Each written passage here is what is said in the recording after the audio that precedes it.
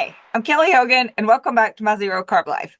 Usually, when I come on here, I have lots of organized thoughts.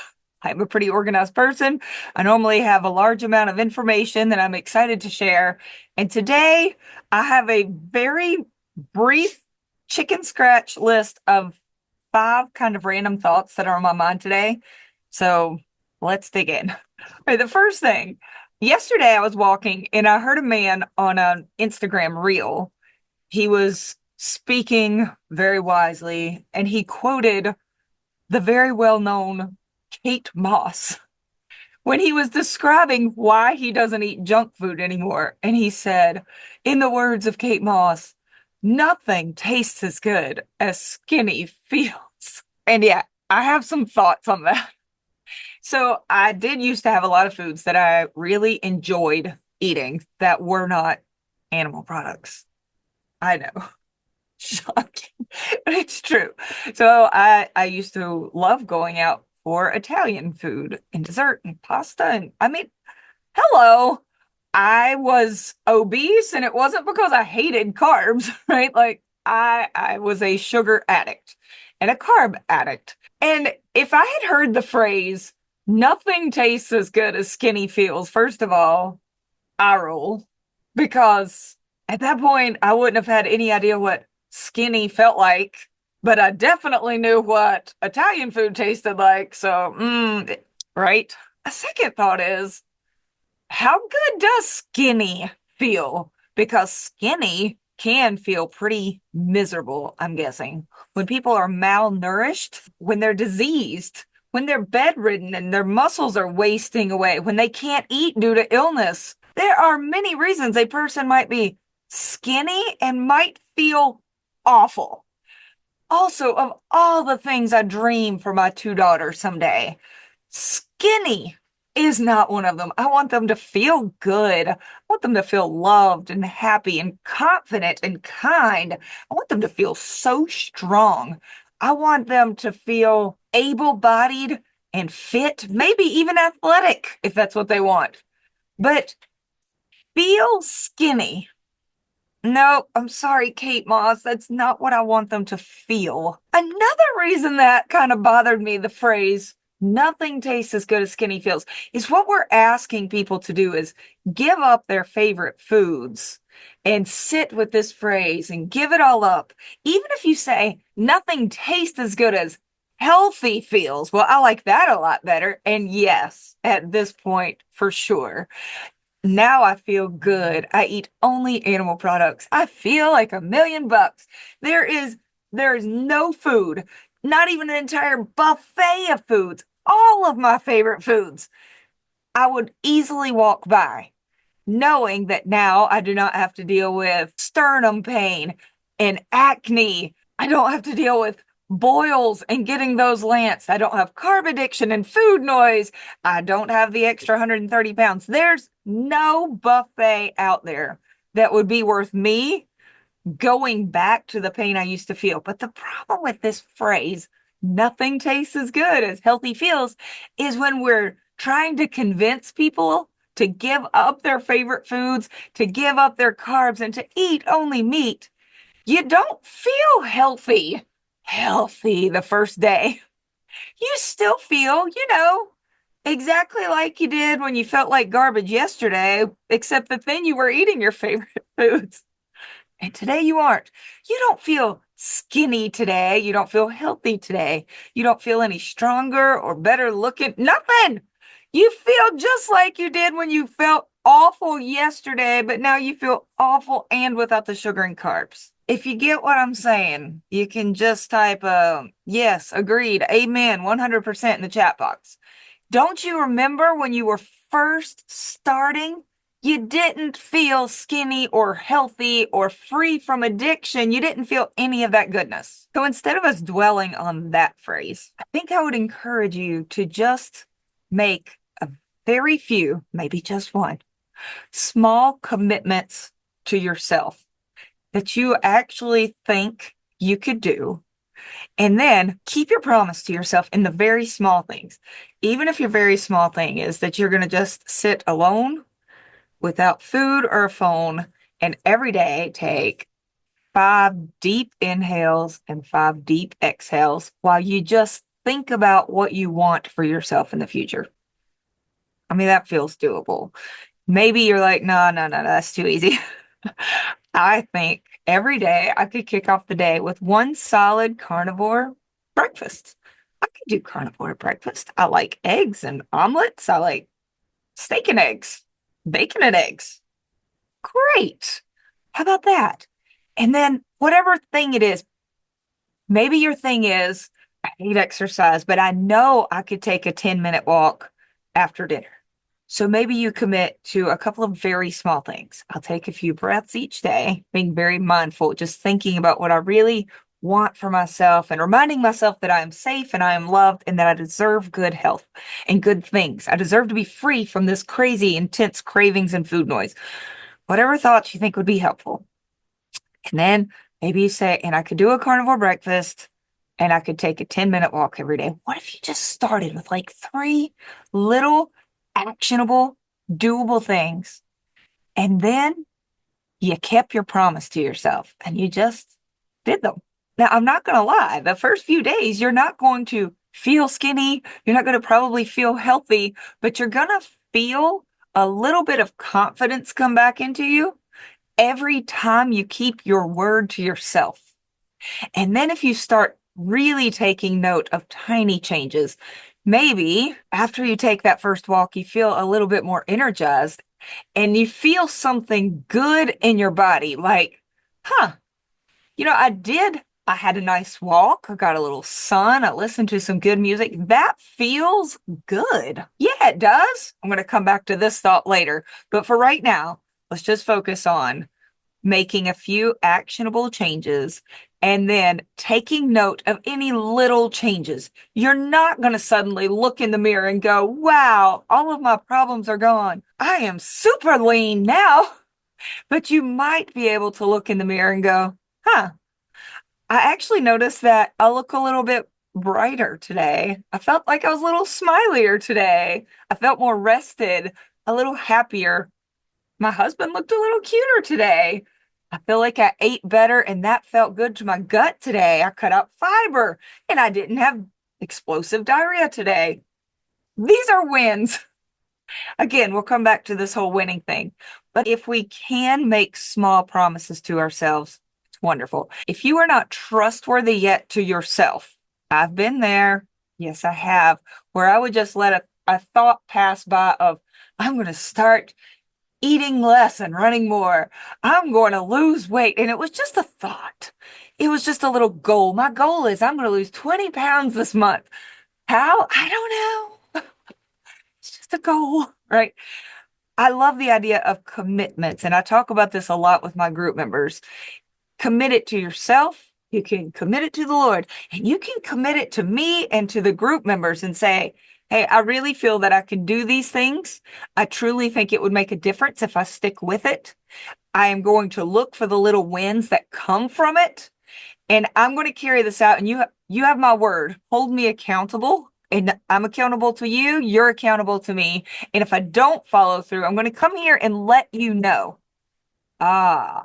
Now we've got something called support and accountability and community. And yes, it really does help. As you make these little promises to yourself and you keep them and you start looking for the little wins, continue to give your brain reason to hope. Hope really matters. I've read that if a rat is left to swim, that they will drown in a certain number of hours. If the rat is swimming, there's no way out. But the researchers take the rat out, let it dry off, catch its breath for a minute, and put it back in. The rat will actually swim way longer, even though it's its second time in the pool today, way longer than the rats who were never pulled out. These rats have hope. They made it out once. Hope abounds. People, if you don't give your brains some reason to expect greatness, I would just suggest watch some inspirational stories. Let your brain have the thought, not this thought. Oh, must be nice. Glad it worked for her. If it worked for her, if it worked for her, if it worked for him, if it worked for them, this could work for me. I'm going to look for the wins. I'm going to keep my promises to myself. I'm going to be accountable to somebody that I trust. And I have hope that this is going to work for me too. It's big. Don't underestimate hope. All right, I'm going to move on to number 2. I'm telling you, these are random. So listen, I have a neighbor. Her name is Wendy. She's only lived here for a few months. I do not know Wendy's age, but I'll tell you, she is considerably older than I am. I'm going to guess late 70s, 80. I don't know. Wendy's husband is almost completely immobile. He has an oxygen tank and they have to take a scooter with them when they go out in the back of the pickup truck. I don't think I've ever seen him walking. I don't know why. I'm not here to judge Wendy's husband. I don't even know his first name. But Wendy, on the other hand, she's looking good. She's very mobile. I joined a gym recently. Some of you may remember a few years back, I joined CrossFit. And then after a couple of years, the CrossFit closed. I never joined anywhere else. Well, there's a new gym in town. A new gym in town. I went to the gym and I saw my neighbor Wendy there, and we made a little small talk in the parking lot. And then she said that she loves coming to the gym to do 3 things, and that it was based on a conversation that she had with her doctor ages ago, that it stuck with her whole life, changed her life. So here's what Wendy said in a very sweet Texas accent. She said, "Now, my doctor told me to do these 3 things. Every week, you need to make sure to do something for your heart. So twice a week, do some cardio." She said, "I do walking." I was like, "Girl, me too, sister." Yes. The second thing is, okay, I'm going to drop the accent. I can't do accents. The second thing is, I want you to always work your muscles twice per week, because what you don't use it'll go away. You're going to atrophy with age if you don't make a point to use your muscles twice a week. So Wendy goes to the gym and lifts heavy for her twice a week. She wears her legs out and her arms up. That's awesome, Wendy. I mean, I'm hanging on her every word. Of course, it's things I've heard over and over, but it sometimes hits different when you hear it from somebody different. And it hit just right from Wendy. And then she said, the third thing he told me is, if you don't purposely work on your flexibility, you will become stiff and less mobile with every year as we age. So she has kept up her flexibility training, weight training, and some cardio. She did not mention sprints, but I do a very brief sprint, I don't know, once or twice a week. I'm not doing it a lot. I got it from Mark Sisson. I've been talking about sprints due to the awesome Mark Sisson for years now. But those are the 3 things. So, I've already got the walking down pat and the sprinting. Second thing now is twice a week. I too am going to the gym and lifting heavy for me. Every single workout, I've made sure that I lift more volume than I did the one before, even if it's just a little bit more. I'm progressively overloading my muscles, and I am now taking stretching class with my neighbor Wendy. Today our mats were side by side. We had a lovely time. Now look, the class is called yoga, but when I say yoga, some people get really uptight about it and say, "Oh no," and tell me the origins of yoga and the religious implications of yoga. Let me tell y'all, the class is called yoga, but it's literally could be called a bunch of ladies stretching it out on mats. That's all we're doing. And it's good. My body has felt amazing lately. So that's my fitness update. That's what I'm doing. That's how I'm feeling. Number 3, I had a conversation with a lady today who is a friend, but has also through the years been in the groups in and out. She'll do great with carnivore and then totally fall back into the carbs. Great with carnivore, back into the carbs. Okay, so we've been here, we've done this. Now she has a huge life event that is coming up soon in 70 days. And she messaged me yesterday to say, "Oh my gosh, I don't think I'm going to fit in this very special dress in 70 days because I've fallen back off of carnivore." Quote, "Do you think I could lose 30 pounds in 70 days? I mean, you could probably cut off your left leg and come close. You could probably just, drink nothing but water and come close. I know carnivores who have lost 30 pounds in 70 days, and I know carnivores who haven't lost 30 pounds in 7 months. This could really go either way. But what is the absolute best chance that we have of losing weight and feeling amazing? Well, it's not the cabbage soup diet, and it's probably not a leg amputation. I suggested to her that she nourish her body and simply stay carnivore. The problem with her is not that carnivore doesn't work. She has done carnivore. She has lost weight. She has felt good. She knows exactly what to do. That might be some of you as well right now. I'm not judging. I just want to simply say many people know what to do. And she was asking me for any tweaks or hacks, the macros that are going to make her lose the fastest in 70 days. I mean, I guess zero fat, zero protein, and zero calories, if I'm being honest, but that is not my suggestion. Instead, the absolute greatest missing piece, which is also, by the way, my biggest claim to fame, if I were to have one, is simply one thing: consistency. I am doing nothing exceptional. I haven't really done anything incredible, exceptional, hard to achieve on any given day in the entire 15 plus years that I have been carb free. None of it is unachievable, unattainable. Any goober out there could do it for a day. The only thing is I've done it for a lot of days. So, woo, consistency. And yes, it really adds up. It really matters. I had achieved almost nothing amazing in 70 days. There were 70-day periods where I had actually gained some weight. There were many 70-day periods where I didn't lose at all. But by George, I just kept doing the darn thing, kept going forward, kept trying to, yes, make adjustments, figure out what foods work best for my body, what macros work best for my body. But overall, the biggest takeaway is I just didn't go back to what I knew for sure never worked. That's it. That's the secret sauce. Okay.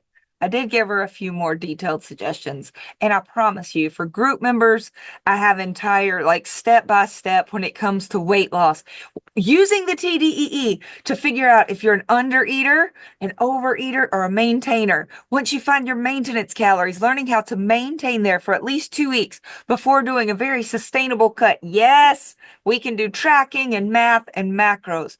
But when I'm talking to somebody whose primary issue is simply, I don't keep doing the thing that works when I do it.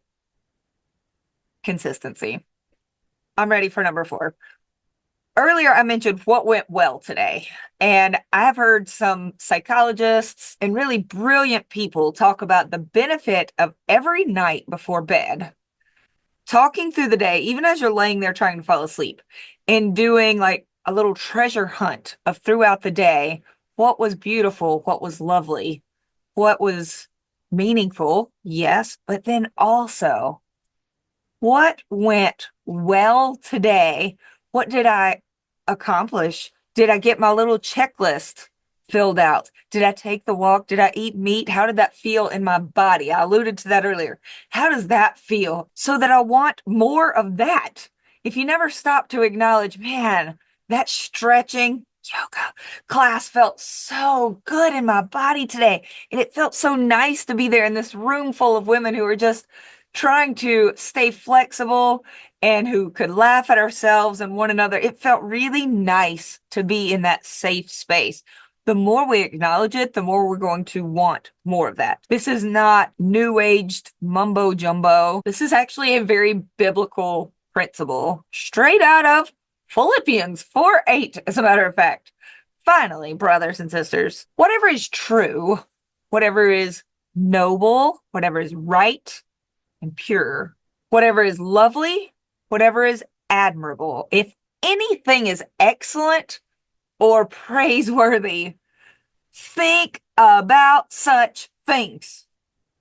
Think about such things. The Bible doesn't say whatever is lumpy, whatever is pimply, whatever is incomplete, whatever is failure, whatever. No, but is that not what we stare in the mirror and pick at and grab at and body check and go, oh, I did it again. I failed again. No. What went well today? What are we grateful for today? How did it feel to you today? And go on that little mental treasure hunt. You are more likely to go for more of that. Lastly, I'm going to make this really short. I've heard some people talk lately about metabolism, how to improve our metabolism. In fact, I did a whole big lesson recently reviewing a massively long podcast that I listened to that was all about how to speed up, rev up that metabolism. Great. Well, one of the things that I have been hearing lately that is like some of the lowest hanging bacon is a super dark room at night. So I think most of us have heard that bright light in the morning has been shown to literally speed up metabolism. Metabolism in the sense that you can eat more food without gaining any weight. Isn't that what we all kind of want? I want to be able to eat more food, all of the food, and not gain any weight. So we know some things like cutting out carbs. I can eat way more calories now and not gain weight. We know that movement throughout the day, being active, even if it's not purposeful exercise, but you're just making it a point to throw in some squats throughout the day, to go up and down the steps a few more times, moving your body, parking further away, always take the stairs. All of this adds up to, hey, look at that. I can eat more food and not gain any weight. Right.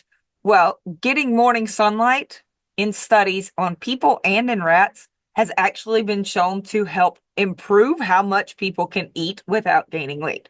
Part of this is how it affects our leptin. A great resource on all things leptin and metabolism, metabolic health, circadian rhythm, and the effect that light has on our metabolism is Sarah Kleiner. She's been a guest on the show, and she's also just a good friend. Well, here's the other thing that I've been reading about lately. The sunlight throughout the day in the morning, yes, pitch darkness at night.